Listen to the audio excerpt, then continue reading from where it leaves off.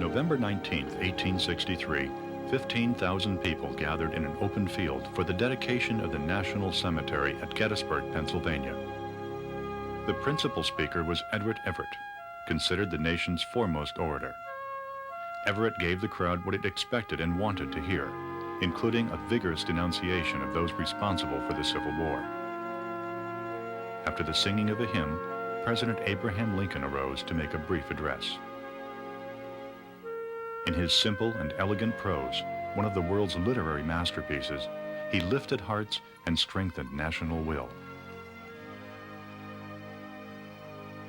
77 years ago, our fathers brought forth on this continent a new nation conceived in liberty and dedicated to the proposition that all men are created equal. We here must highly resolve that these honored dead shall not have died in vain, that this nation, under God, shall have a new birth of freedom, and that government of the people, by the people, for the people, shall not perish from the earth.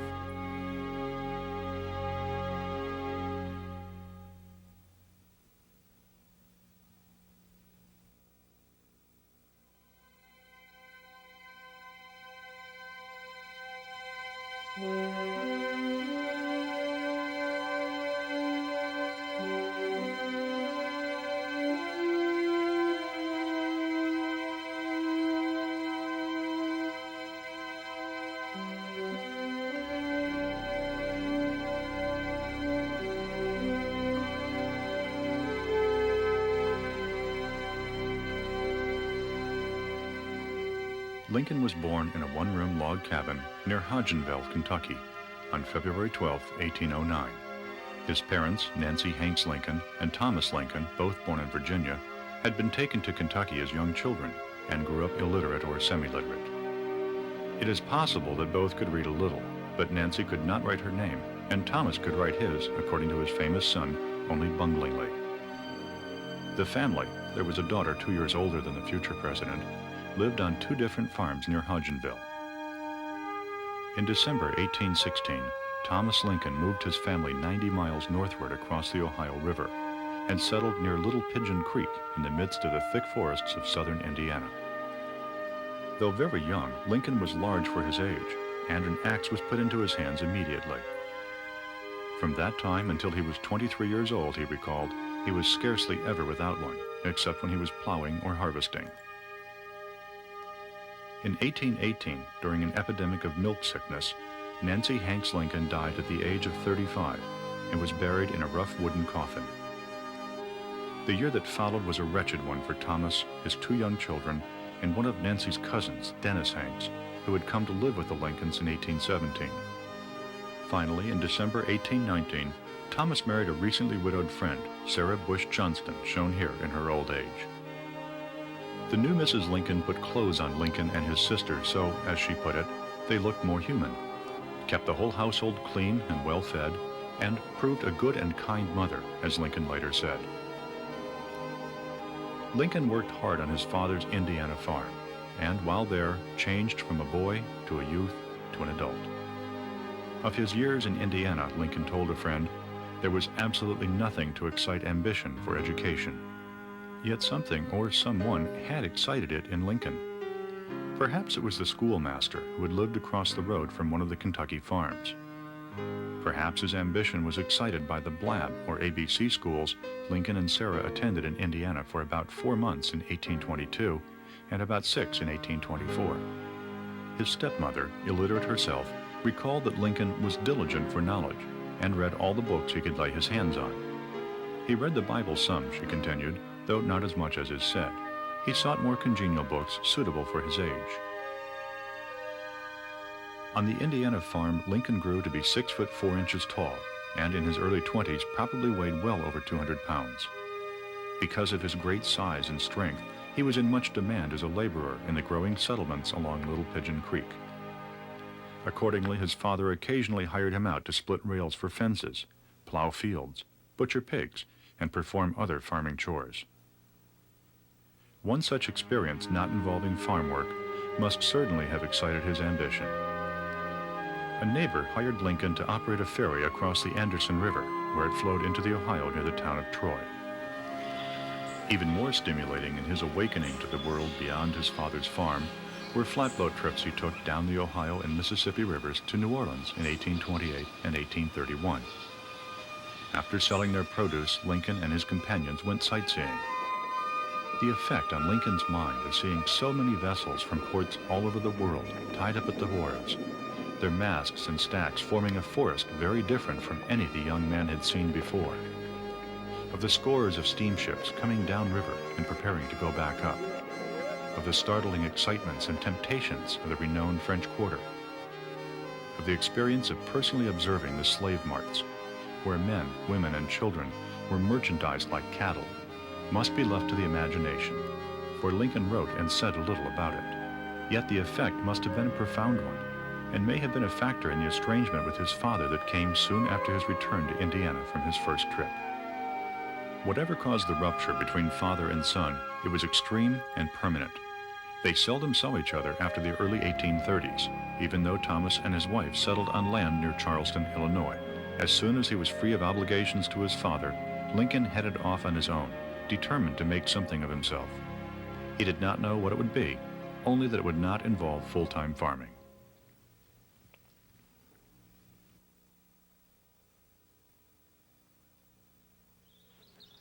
Lincoln was hired by one Denton Offutt to make his second flatboat trip to New Orleans.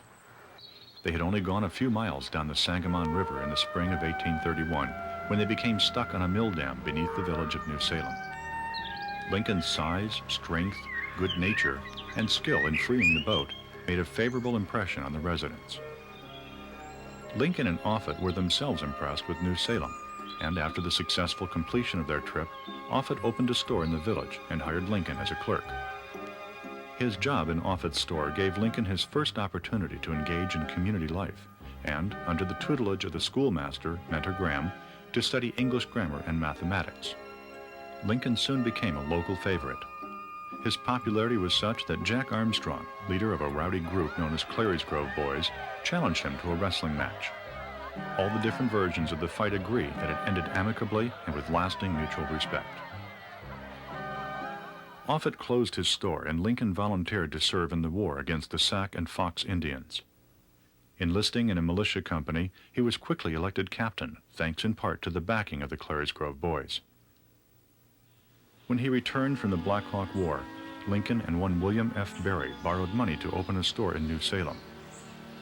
Unfortunately, Berry proved to be unreliable and a heavy drinker, and the store went deeper and deeper into debt. Finally, as Lincoln wrote, it winked out. Berry died in 1835, leaving Lincoln with responsibility for $1,100 in debts, a huge amount. In order to support himself and start retiring what he called his national debt, which he succeeded in doing in the 1840s, Lincoln acquired a compass and chain, read the appropriate how-to books, and became the county's deputy surveyor. In addition, he split rails, hired himself out to farmers, and took jobs as a handyman. Somehow he also received an appointment as postmaster for New Salem. The office paid little, but gave Lincoln the opportunity to read all the newspapers subscribed to.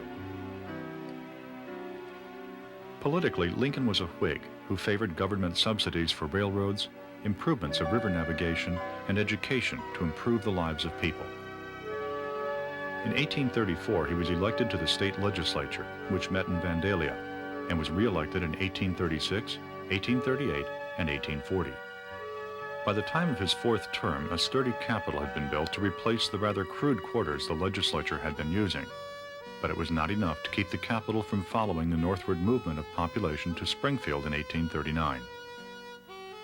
While serving in Vandalia, Lincoln roomed with another legislator, John T. Stewart, who encouraged him to study law and lent him the necessary books. Lincoln had ample time to study in New Salem, and in 1836 was licensed to practice law. In other ways, too, New Salem contributed to Lincoln's intellectual growth. One resident, Jack Kelso, inspired him with readings and recitations from Shakespeare and Robert Burns, and he came into contact with many travelers who stopped at the inn kept by James Rutledge. At the Rutledge Tavern, Lincoln met and fell in love with Anne Rutledge, the innkeeper's slender and beautiful 19-year-old daughter. However, she was betrothed to another man, and Lincoln could not declare himself. But this man suddenly left for New York to provide for his aging parents. As the months passed, Anne and the townspeople became convinced he had no intention of returning and marrying her. By this time, the Rutledges had moved to a nearby farm, and Lincoln visited Anne there as often as he could. It is likely the two lovers talked of a future together. Then Anne contracted a fever and died in 1835. Lincoln took her death very hard, so hard that some of his friends feared he might take his own life. The story of Lincoln's love for Anne Rutledge is based entirely upon reminiscences, and some eminent historians have in the past dismissed it as a myth, a legend. But all of what is known about Lincoln's life in New Salem is based upon reminiscences, and, as recent scholars have pointed out, there's no more reason to doubt Lincoln's romance with Anne Rutledge than there is to doubt his fight with Jack Armstrong.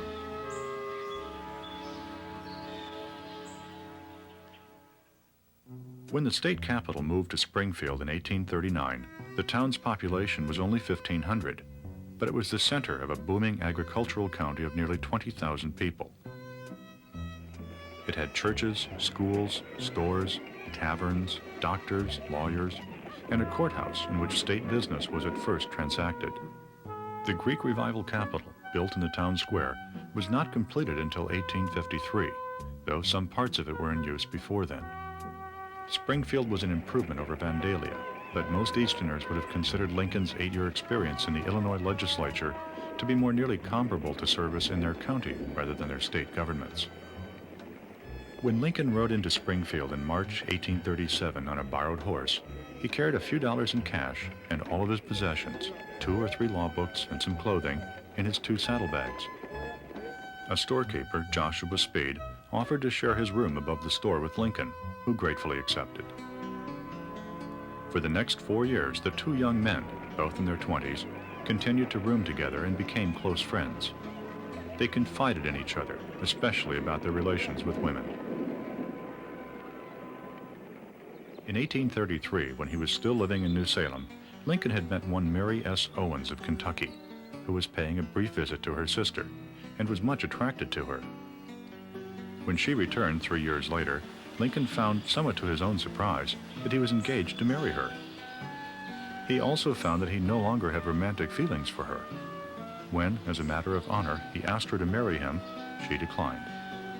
Lincoln was both relieved and humiliated. The affair ended happily for Mary Owens, too. Lincoln, she later recalled, was deficient in the little links that make for woman's happiness. In Springfield, Lincoln practiced law with 3 different partners. The first was John T. Stewart, who had urged him to study law, and the second was Stephen T. Logan, one of the most respected members of the county bar, who stressed upon Lincoln the necessity of thorough preparation in his cases. Finally, in 1844, Lincoln started his own firm with William H. Herndon, 9 years his junior. Herndon managed the office, kept the books, and did much of the legal research. Although he and Lincoln were unlike in many ways, they got along well, and their firm prospered. On the day before he left Springfield to become president, Lincoln paid his last visit to their 3rd-story office on 5th Street near the Capitol. As he descended the stairs, Lincoln pointed to the Lincoln and Herndon sign swinging on its rusty hinges at the bottom. "Let it hang there undisturbed," he said to Herndon. If he lived, he would come back and they would go right on practicing law as if nothing had ever happened. The city of Springfield grew rapidly once it became the state capital. Buildings filled up the lots on the streets facing the square where the State House was being built, and on both sides of the streets approaching the square. Offices, hotels, and taverns grew as if by magic, and further out came comfortable houses and some residences almost large and elegant enough to be called mansions. In the 1840s and 50s, Springfield was the social capital of Illinois as well as its political capital. Although Lincoln neither felt nor looked as if he belonged in Springfield's highest social circles, that is nevertheless where he found himself soon after his arrival. One of the most prominent leaders of Springfield society was Ninian W. Edwards, who was married to Elizabeth Todd, a member of one of the leading families of Lexington, Kentucky. In 1839, Elizabeth's younger sister, Mary, came to Springfield to live in the Edwards home, and in due course became acquainted with Lincoln, Stephen A. Douglas, and other eligible bachelors. Lincoln was uncomfortable around women, not good at drawing room small talk, and unable to converse with the well-educated Mary about many of the subjects of interest to her. They were an oddly matched pair, Lincoln so tall and Mary only 5'2" in height and plump in figure. But she recognized in Lincoln a quality and potential most others could not see, and he was attracted to her intelligence, warmth, and vivacity. Both were keenly interested in politics and avid readers of the newspapers. Sometime in 1840 they agreed to be married, though no formal announcement was made, and Lincoln gave her no ring. For reasons not definitely known but much speculated about, Lincoln broke off the engagement at the end of the year. It appears, as Lincoln's confidant Joshua Speed later wrote, that Lincoln was not entirely satisfied that his heart was going with his head. If so, Lincoln paid a high price for his romantic impulsiveness, experiencing, as he had after the death of Anne Rutledge, a prolonged period of extreme despondency. However, he and Mary were finally married in November 1842 in the Edwards home. The story that Lincoln broke his engagement and publicly humiliated Mary by simply failing to appear at their scheduled wedding ceremony is untrue.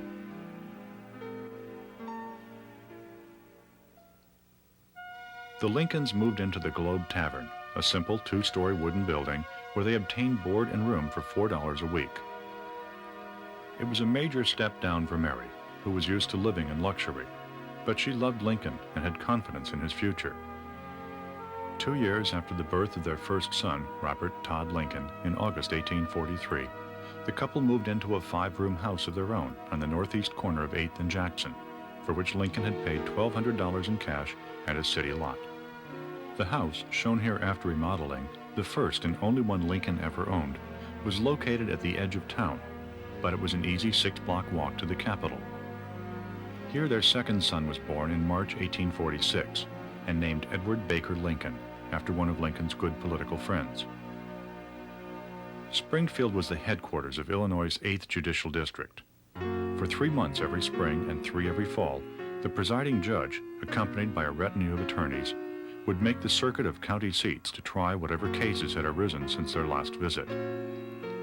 Traveling the circuit not only gave Lincoln the extra money to purchase his house, it provided the public exposure he needed as an ambitious Whig politician. Lincoln was elected to the U.S. House of Representatives in 1846 and served a single term. He found much of the work routine and uninteresting, and he missed Mary and the boys, who spent most of the time with her father in Lexington, Kentucky. He was disappointed, too, not to receive the patronage position he wanted from the Whig president, Zachary Taylor, elected in 1848. Lincoln returned to Springfield a private citizen, preoccupied with his law practice and his family. Eddie, age 4, died in February 1850. Willie and Tad were born in December 1850 and April 1853. Lincoln seemed destined to become the wealthy senior partner of a successful law firm. Then, in 1854, his destiny changed, and so did that of all Americans.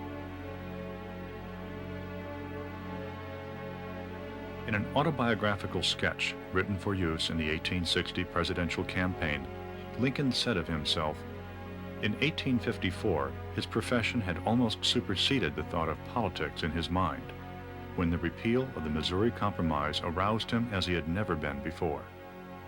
What aroused Lincoln and many thousands of other Northerners was the passage by Congress in 1854 of the Kansas-Nebraska Act, which opened Western territories to slavery, from which the institution had been excluded since the Missouri Compromise of 1820.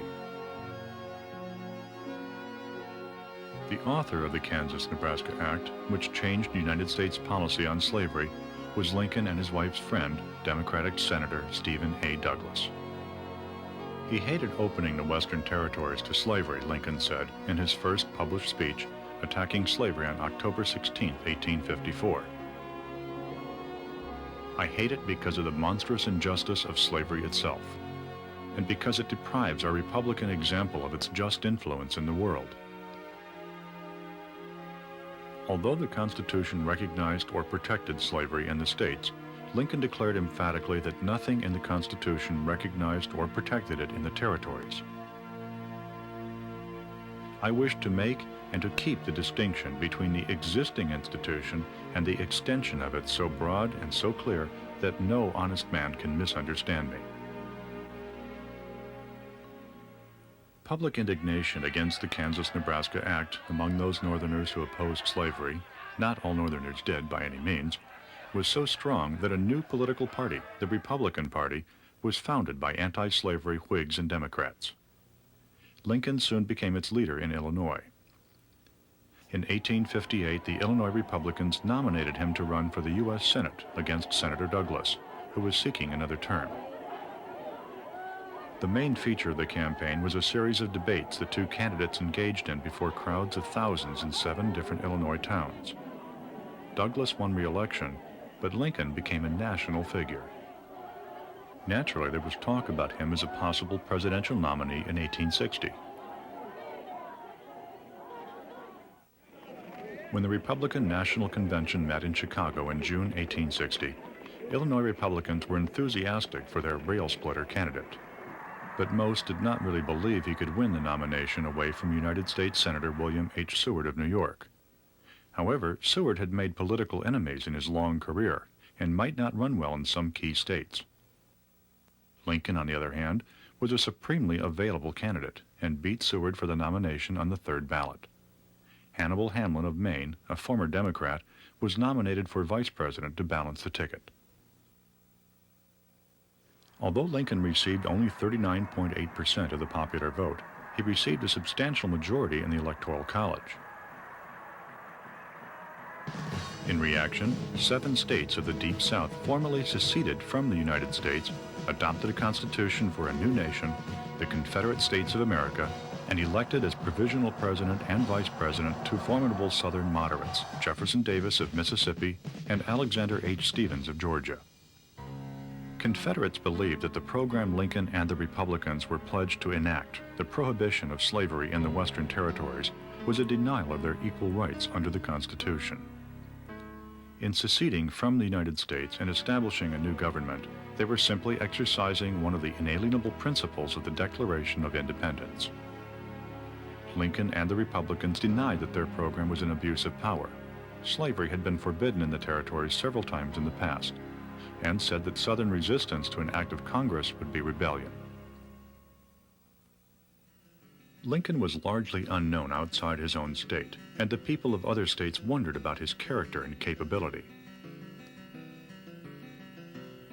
Since he had had so little opportunity to demonstrate his abilities of leadership, most of the newspaper reports focused on his appearance for clues to his character.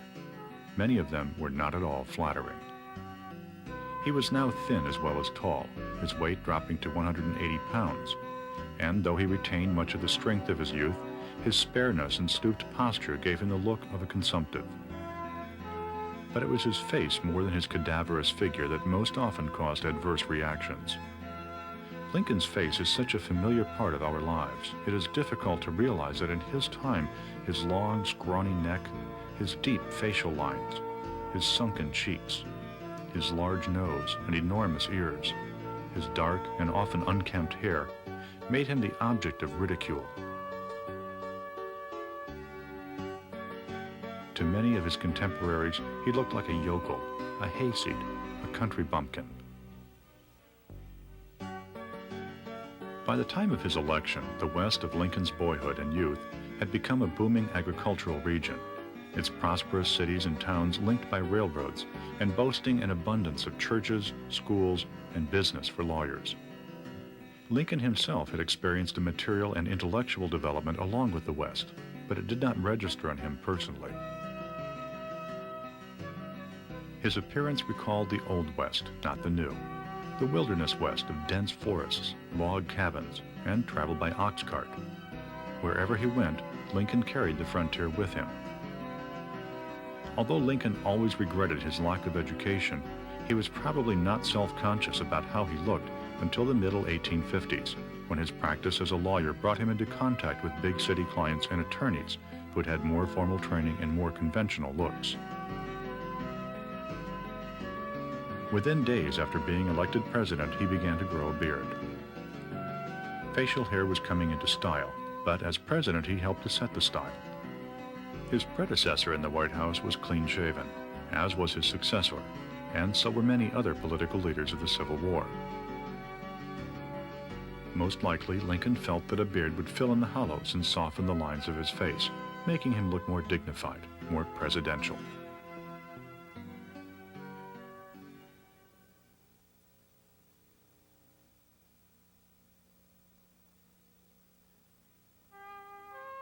In Springfield at 8 o'clock in the morning on February 11, 1861, the president-elect stood on the rear platform of the railroad car that would take him to his inauguration.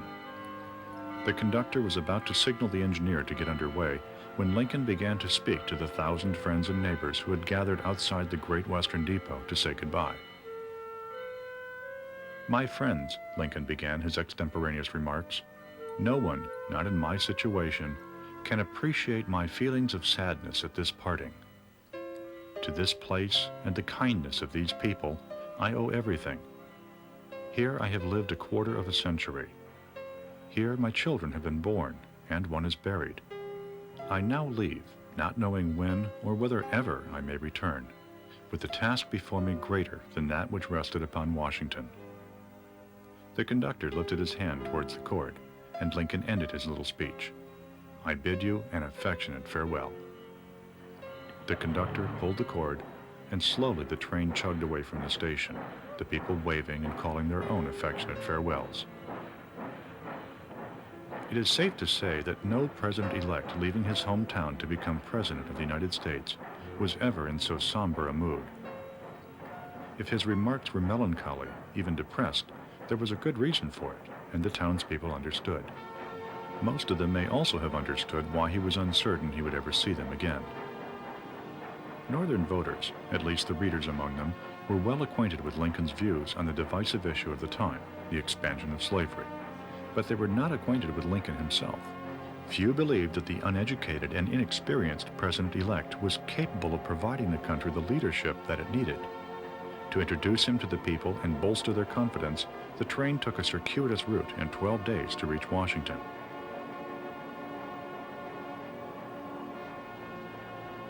At small towns along the way, the train stopped, and he appeared and spoke briefly to unexpectedly enthusiastic crowds. At major cities, Lincoln spoke at greater length. If states could secede at will, he told one crowd, then the Union would not be anything like a regular marriage at all, but only a sort of free love arrangement. At Independence Hall in Philadelphia, Pennsylvania, where the Declaration of Independence had been adopted, he spoke about the meaning of the American Revolution. The Declaration had given promise that in due time the weights should be lifted from the shoulders of all men, and that all should have an equal chance. If the country could not be saved without giving up that principle, he declared, I would rather be assassinated on the spot than surrender it. The night before speaking at Independence Hall, Lincoln learned from two separate and reliable sources of a conspiracy to assassinate him as he passed through the ardently pro-secessionist city of Baltimore, Maryland. At the insistence of General Winfield Scott, ranking officer in the U.S. Army, and Senator Seward, soon to become Secretary of State, he quietly changed his plans, passed through Baltimore in the middle of the night on a special train, and arrived safely at his suite in Willard's Hotel, Washington, early in the morning of February 23rd. His wife Mary and their 3 sons joined him later in the day.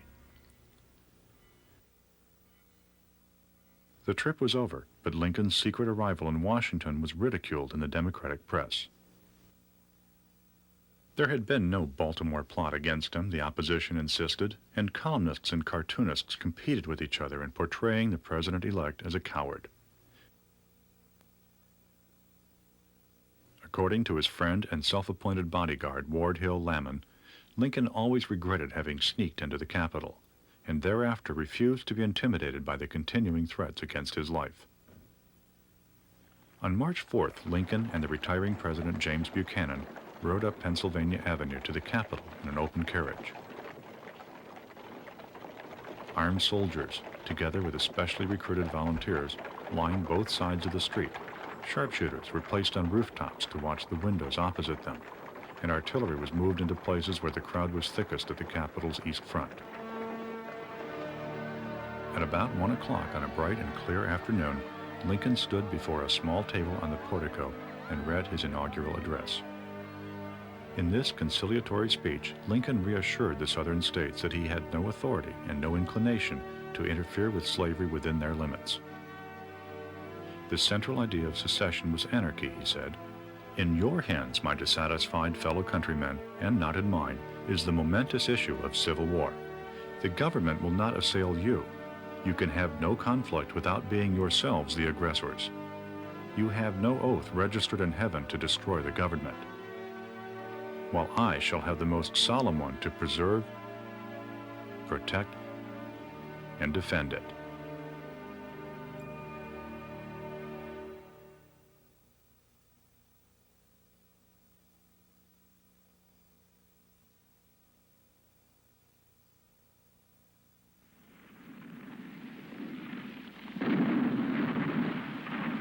The Civil War began 5 weeks later, early on the morning of April 12, 1861, when Confederate batteries in Charleston, South Carolina, opened fire on Fort Sumter, which dominated Charleston Harbor. The fort surrendered formally on April 14th. Lincoln's response was prompt.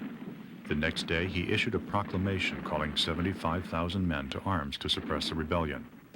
At the end of the month, Jefferson Davis sent a message to the Confederate Congress in Montgomery, Alabama, referring to Lincoln's proclamation as a declaration of war against this Confederacy. That's what it was, all right. Now the question became, how would the country, North and South, respond? It did not take long to find out. Virginia seceded on April 17th, except for its western counties, which refused to go along and soon became the state of West Virginia. Arkansas, Tennessee, and North Carolina followed Virginia into the Confederacy.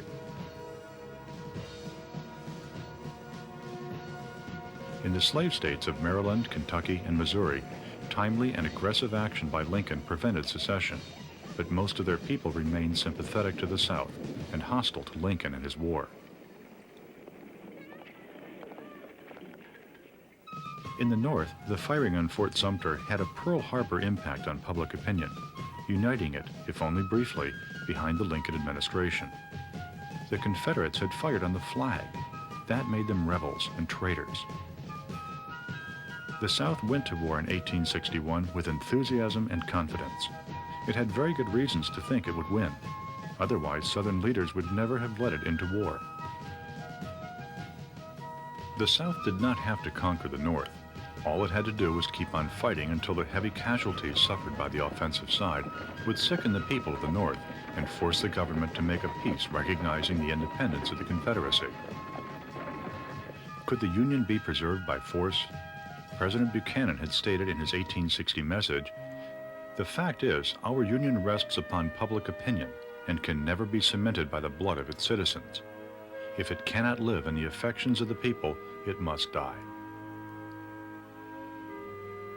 A union in which states were held together by military force would be a despotism.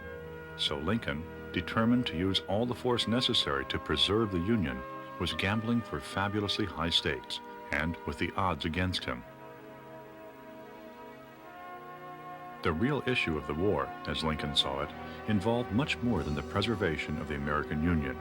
It involved the survival of the idea that the people were capable of governing themselves, that a constitutionally elected government could overcome the resistance of a dissatisfied minority. If it could not, monarchy or some kind of dictatorship might be the only alternative to anarchy. If Lincoln believed on April 15th that 75,000 men would be enough to break up the disloyal combinations in the South and repossess the forts and other United States property Confederates had seized, he learned better very quickly. By July 1st, nearly 187,000 men were under arms.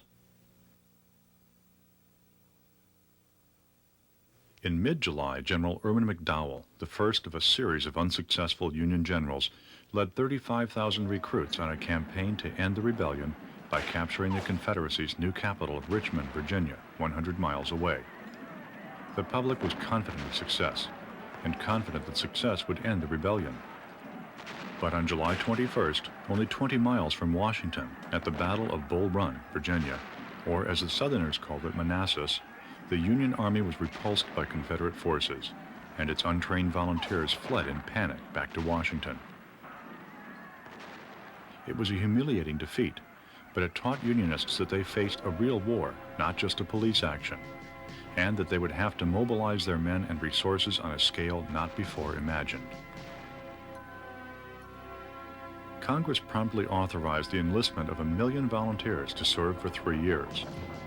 By war's end, some 2 million men had served the Union, about 750,000 the Confederacy.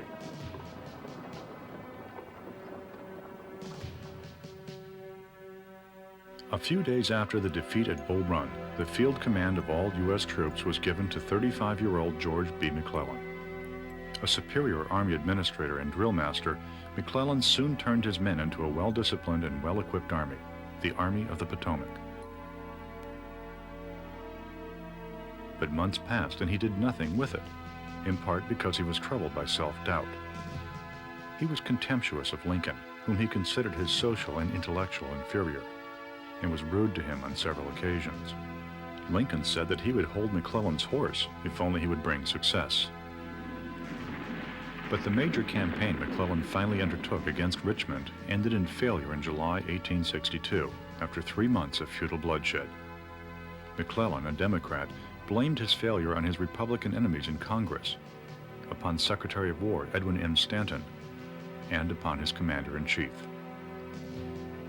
At his supply base in Virginia on July 8th, McClellan handed Lincoln a letter warning him against interference with the property of Southerners, especially slave property. Because it was obvious McClellan was preparing himself for leadership in the Democratic Party, Lincoln said nothing.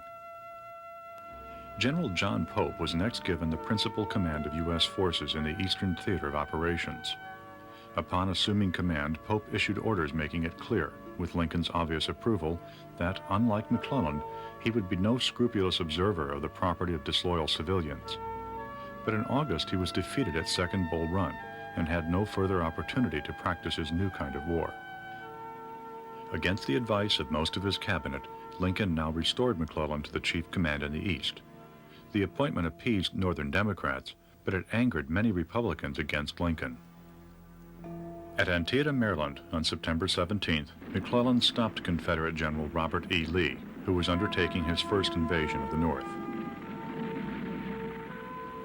The victory in this bloodiest single day in the Civil War, indeed in American military history, gave Lincoln the opportunity to issue a proclamation he had been holding impatiently for several weeks.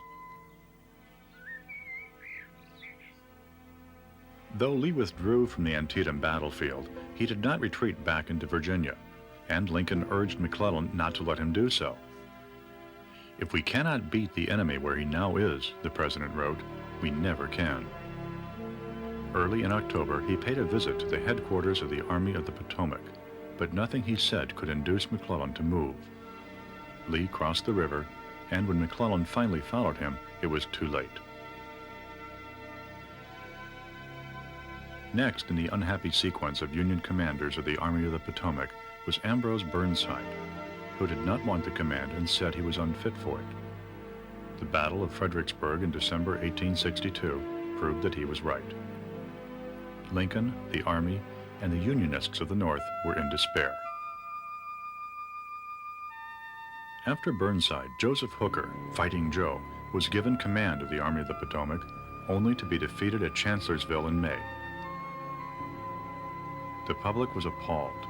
The administration was spending the blood and lives of its soldiers on a frightful scale and accomplishing nothing. When Lincoln learned that Hooker had been defeated, he burst out to a visitor in the White House, "If hell is worse than this place has been for the last year, I can't help sympathizing with the devil." At the end of June 1863, Hooker yielded command to General George Meade, the 5th commander of the Army of the Potomac in 10 months. Meade was a competent general and stopped Lee's second invasion of the North in 3 days of fierce fighting at Gettysburg, Pennsylvania, July 1st, 2nd, and 3rd. Casualties on both sides were frightful, but at least the Union had scored a victory.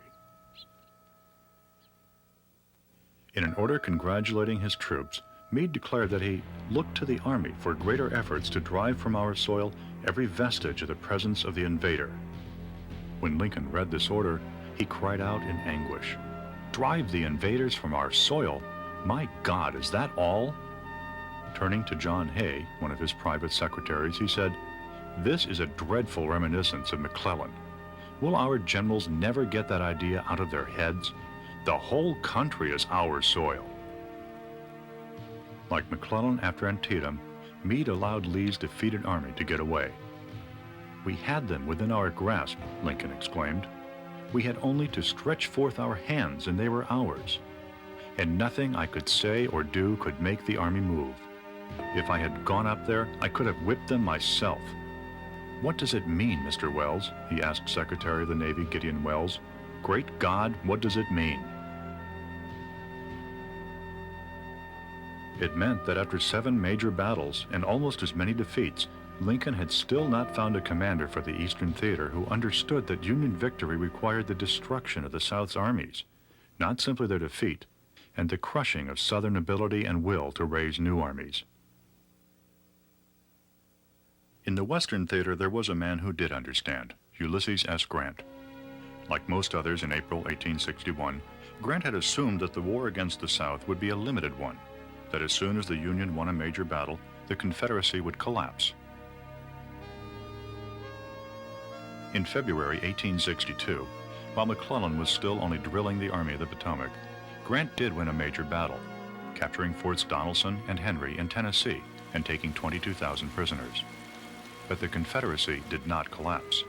Instead, in April, it counterattacked in force and almost defeated Grant at Shiloh in southern Tennessee.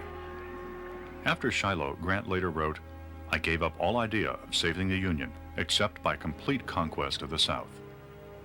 Recognizing that the South could not be defeated in a limited war, Grant now adopted a new policy. He treated all civilian property that could be used to supply or sustain a Southern army exactly as if it were conventional contraband of war, like arms and munitions. Lincoln, too, recognized the necessity of expanding the war, and on January 1, 1863, went beyond anything he had authorized Pope and Grant to do in confiscating the property of Southerners. Later in the year, Grant moved his army down the Mississippi to the Confederate fortress at Vicksburg, and, after a brilliantly conducted siege, captured the city on July 4th, the same day as Lee's retreat from Gettysburg. In March 1864, Lincoln brought Grant to Washington, gave him command of all the U.S. armies, and told him to go out and win the war. "The particulars of your plans," he told Grant, "I neither know or seek to know." At last, Lincoln had found a general who knew what had to be done to win the war, and whom he could trust to go out and do it. Very few families had lived in the White House before the Lincolns moved in with their 3 sons in March 1861. Robert, now 17 and a student at Harvard, was away most of the time. But for Willie, age 10, and Tad, 7, the old house was the site of endless adventures.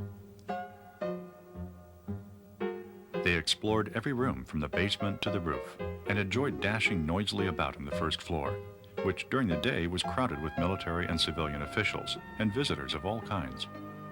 Tad was known to have pulled a few unsuspecting beards.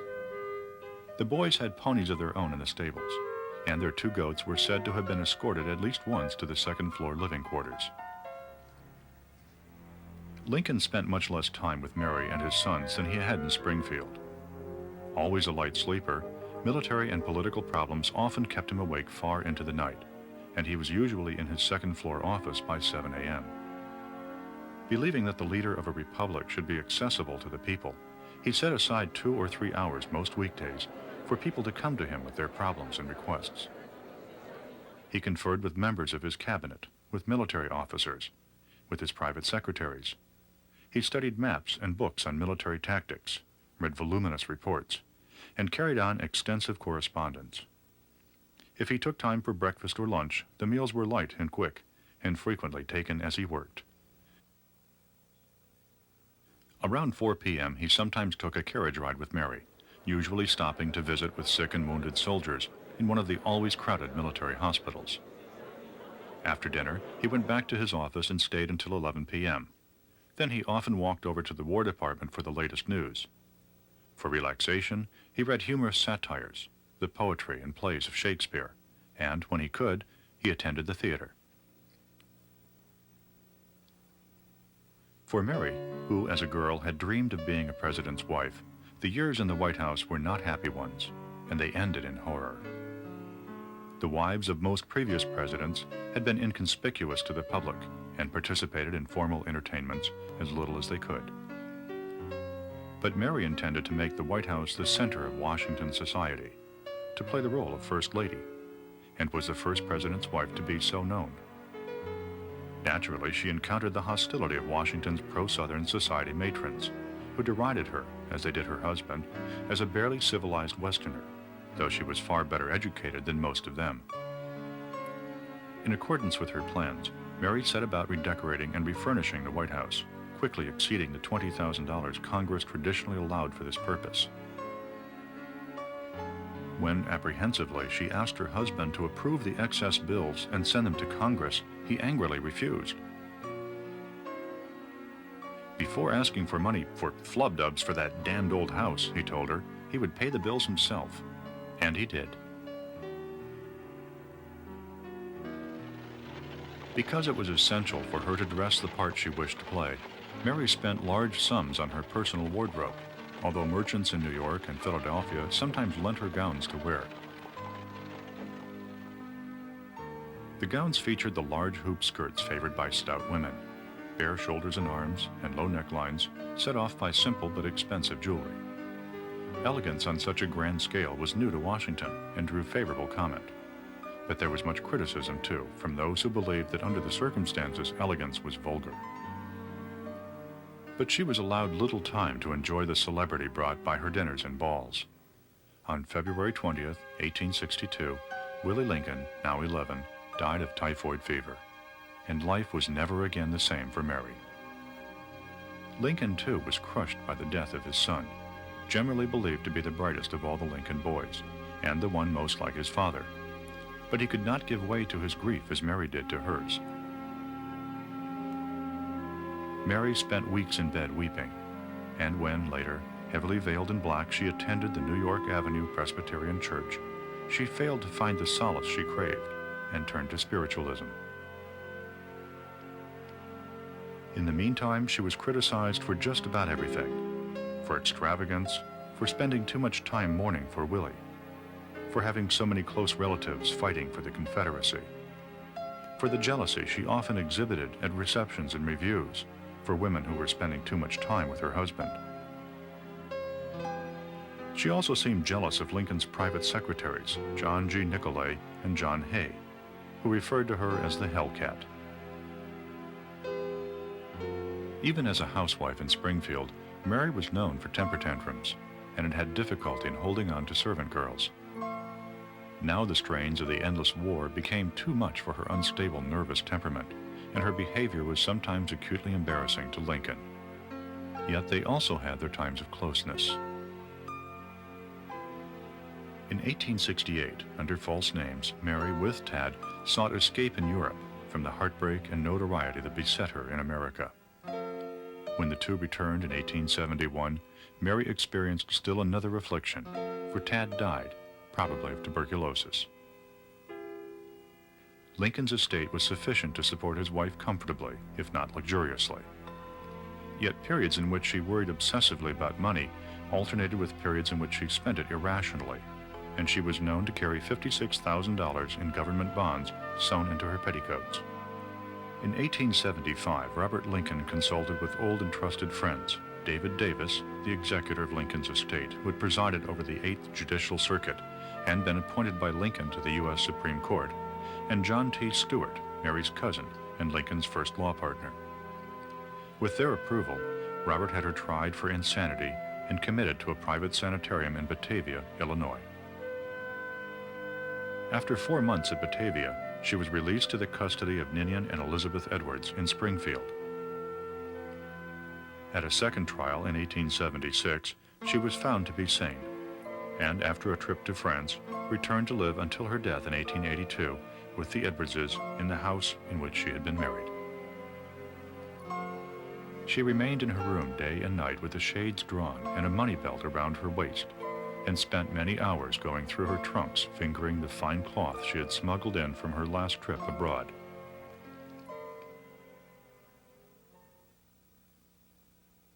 If Lincoln did not have much of a family life in the White House, he found a degree of compensatory satisfaction in his relations with 4 members of his official family. Foremost in proximity and intimacy were Private Secretaries Nicolay, in his early 30s, and Hay, in his middle 20s. Both were like sons to Lincoln. They slept in a room directly opposite from the president's office, though they took their meals mostly at Willard's Hotel, and Nicolay's office connected directly to the president's. The ranking member of the cabinet was Secretary of State William H. Seward, who had had such good reason to believe he would be the Republican nominee for president in 1860. The 2 men became good friends, often talking over national problems in a most informal manner. Seward was almost assassinated the evening of April 14, 1865, but recovered from his wounds and lived until 1872. The 4th member of his official family with whom Lincoln enjoyed a warm personal relationship was Secretary of War Edwin M. Stanton. The 2 men took adjoining cottages at the Soldiers' Home outside Washington during the summer, and rode back and forth together in deep discussions about the war. Lincoln spent more time with Stanton than with any other official. The 2 men complimented each other, for Lincoln tended to be soft-hearted and yielding, and needed someone hard and inflexible, someone who could say no to fall back upon. Upon hearing of Stanton's death in 1869, Mary Lincoln took comfort from her conviction that history would record how nobly the Secretary had served his country in its darkest hours. Her husband and Stanton, she told a friend, were very warmly attached to each other, and we can well believe that they are now together. As Frederick Douglass, one of the most influential African-American leaders in our history, used to say, Republicans and Democrats of the Civil War era were divided over slavery, but united in their prejudice against blacks. Pre-war abolitionists, only a small minority of the Northern people, were hated and feared by the majority. But as bloody battle followed bloody battle, more and more whites wanted to destroy the institution they held responsible for the war. Of course, these recruits to abolition, or to use the positive term, emancipation, were anti-Southern, anti-rebellion. There was no fundamental change in their attitude toward the black race. At the same time anti-slavery opinion grew in the North, so, ironically, did pro-slavery opinion. The border slave states were adamantly opposed to emancipation, as were most of the people along the northern shore of the Ohio River. Workers in the expanding industries feared action against slavery would result in the loss of their jobs. If Lincoln adopted a radical policy on slavery, it might so offend these groups that it would become impossible to continue the war. On the other hand, if he failed to do something about slavery, he would lose control of his own party and be unable to lead. Lincoln made the decision to issue a proclamation freeing slaves after talking to McClellan following the general's defeat before Richmond in July 1862. But he decided not to make his decision public until a more positive occasion arose. In the meantime, radicals, not knowing Lincoln had decided to adopt the policy of emancipation, continued to criticize him for his failure to adopt it. At the end of August 1862, Horace Greeley, editor of the powerful New York Tribune, published an especially critical letter. Instead of assuring Greeley that he agreed with him and was planning to take radical action, Lincoln used the opportunity to educate the public to accept emancipation. Prejudiced moderates and conservatives who would oppose emancipation if presented as an end in itself might be willing to accept it as a means to end the war. My paramount object in this struggle, he said to such people in his reply to Greeley, is to save the Union, and is not either to save or to destroy slavery. What I do about slavery, I do because I believe it helps to save the Union. Lincoln concluded this brilliantly conceived letter by stating it gave his view of his official duty. I intend no modification of my oft-expressed personal wish that all men everywhere could be free. The positive occasion for which Lincoln had waited came in September when McClellan stopped Lee at Antietam. Lincoln announced that on January 1, 1863, he would declare free all the slaves in those parts of the South still at war with the United States.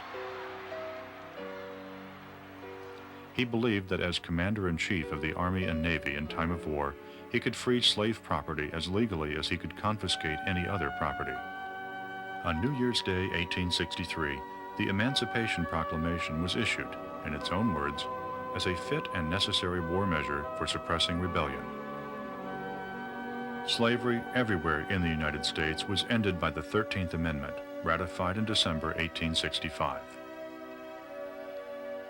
Controversial as it was, the proclamation lifted the morale of the North, for after emancipation, only the North could convincingly identify its cause with that of humanity. The North's war began as a war for self-preservation and ended as a war for freedom. The South's war began as a war for freedom and ended as a war for self-preservation. The proclamation also put at Lincoln's disposal over 180,000 African-American soldiers, the equivalent of about 2 armies of the Potomac, without whose help the president said repeatedly he could not subdue the rebellion.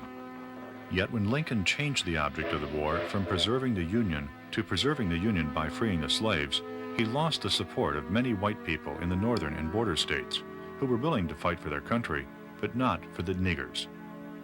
More than any other single act, the Emancipation Proclamation aroused hatred for Lincoln and opposition to his war. Many other of Lincoln's policies intensified hatred for him. The suspension of the writ of habeas corpus and the arrest and imprisonment of many thousands of civilians, with or without military trials, caused many people to denounce him as a dictator who was destroying cherished constitutional liberties.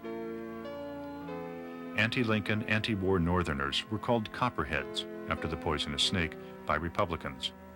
But they saw themselves as the truly loyal Americans who wanted to stop the tyrant Lincoln and his unjust war.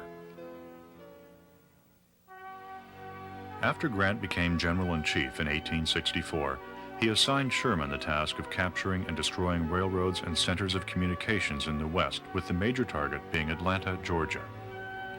He himself set out to destroy Lee's army. In what became a war of attrition, Grant pounded Lee in bloody battles, losing more men in his offensive operations than Lee had available to him for defense. The public denounced him as a butcher. But in spending his resources of manpower, so much superior to Lee's, he and Lincoln knew that he would ultimately overwhelm his adversary and win the war unless, as seemed quite possible, the people of the North refused to pay the terrible price of victory. In the West, Sherman made only slow progress in his move against Atlanta from his base in Chattanooga, Tennessee. And in July, a Confederate army nearly captured Washington. With a presidential election coming in the fall, Union prospects were grim. But the fall of Mobile in August and the capture of Atlanta in September brought a change in public opinion, and Lincoln triumphantly defeated his Democratic opponent, General McClellan. If the election was a victory for popular government and the continuation of the war, it was a devastating blow for those Copperheads and Confederates who had so recently believed the North would vote for peace.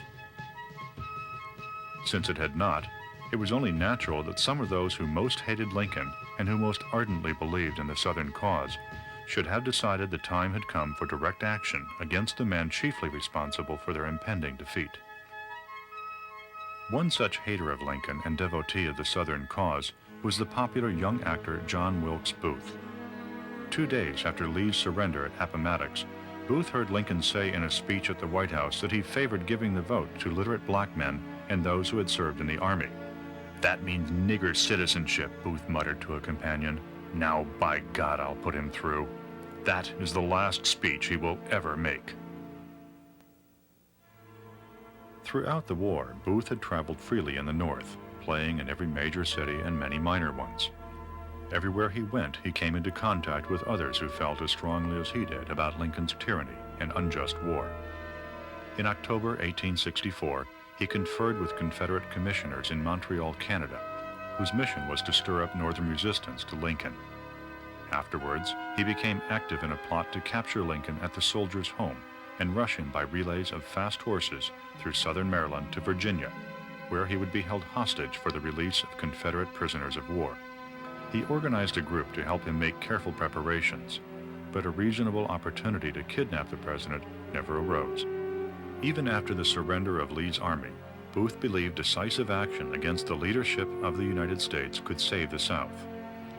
On April 14th, he ordered one member of his group to kill the new Vice President Andrew Johnson and another to kill Secretary of State Seward.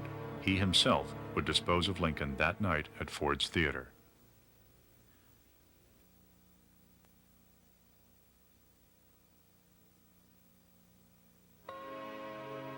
Lincoln was a weary man. Even the constant chorus of congratulations became wearisome.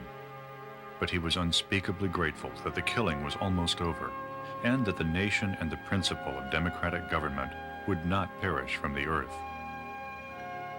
At dinner on April 14th, he spoke of being tired and of looking forward to seeing the comedy, Our American Cousin, playing at Ford's Theater.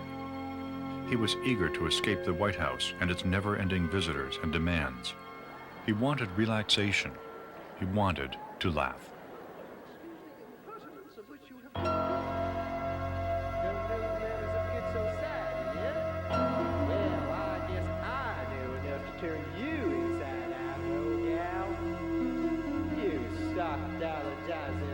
The audience's laughter at a funny line of dialogue was the last sound he ever heard.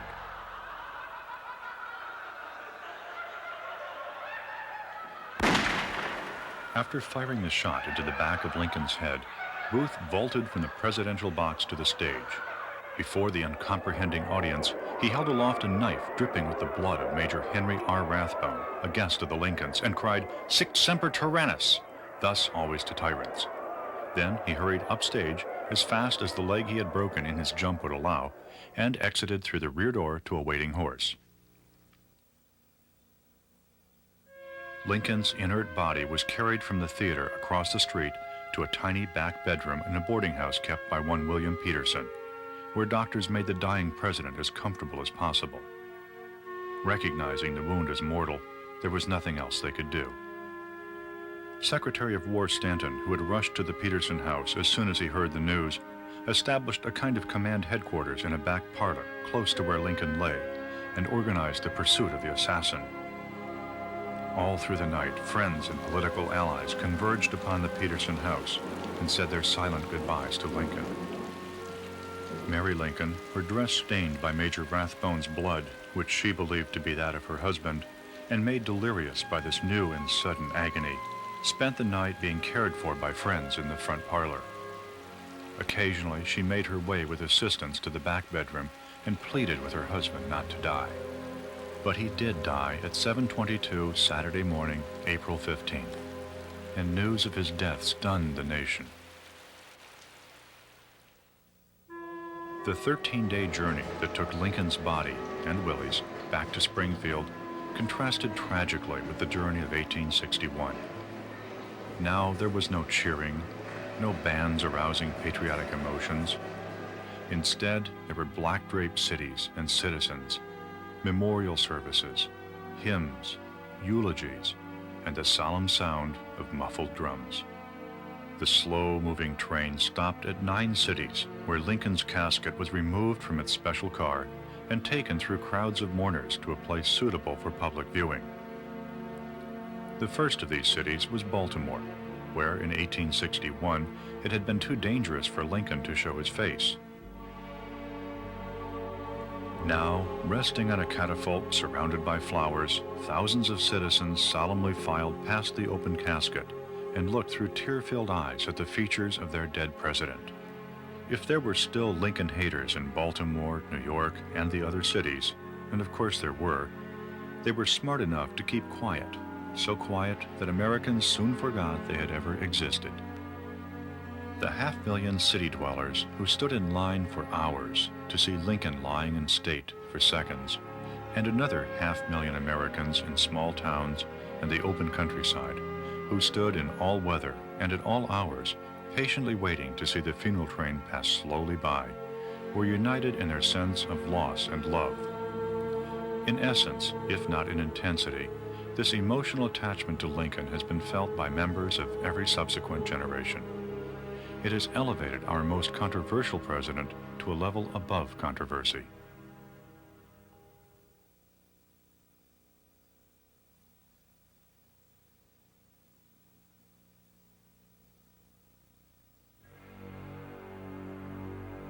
On April 26th, after the biggest manhunt in American history, John Wilkes Booth was tracked to a farm in Virginia and shot by a United States soldier as, heavily armed, he limped his way out of a flaming tobacco shed.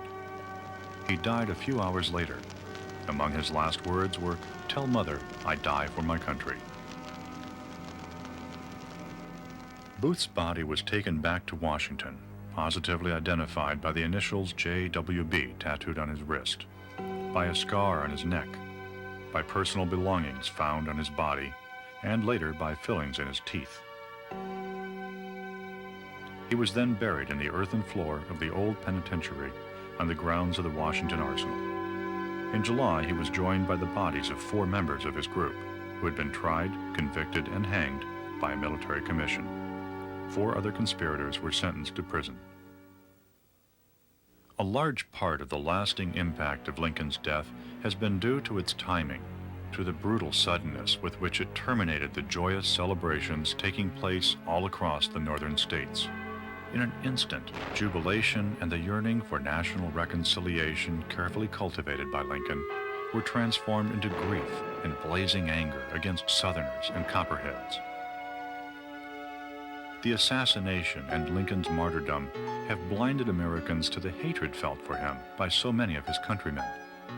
Yet recognition that the hatred was very real and very widespread in both sections, and that it was not without rational basis, provides important insights into the terrible nature of the war.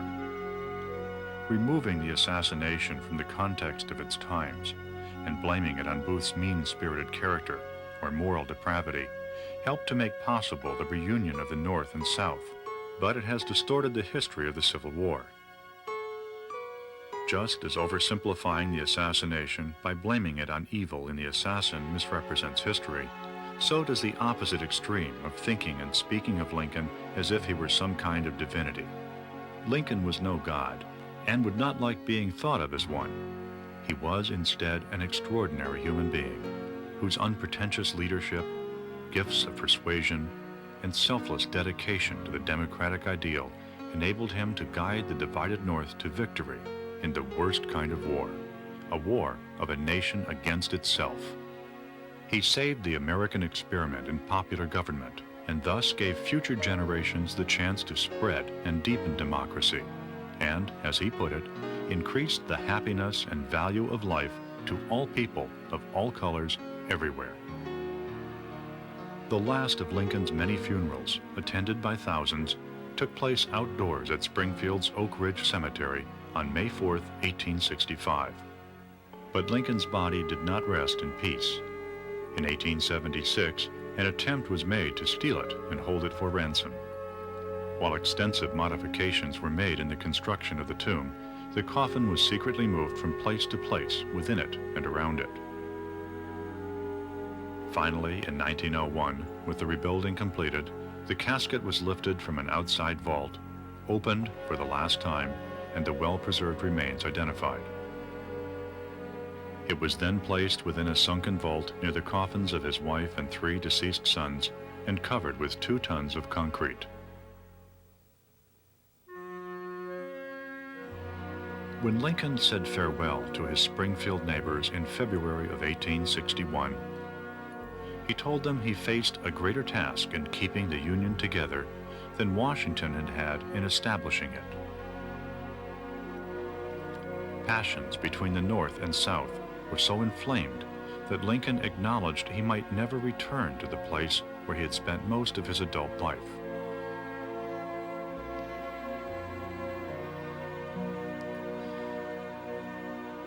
But he did return, mourned and honored, as a martyr to the cause for which he had given the last full measure of devotion.